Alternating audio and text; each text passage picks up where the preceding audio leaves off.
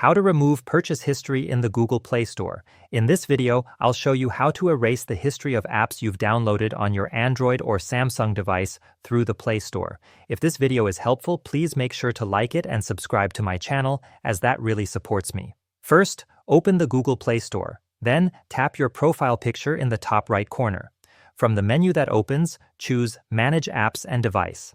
Next, tap on Manage at the top. This page will display every app that has been installed on your account.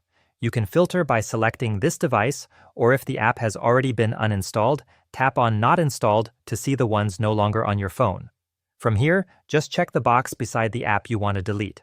Then, in the top right, tap Delete. A message will appear saying the app will be removed.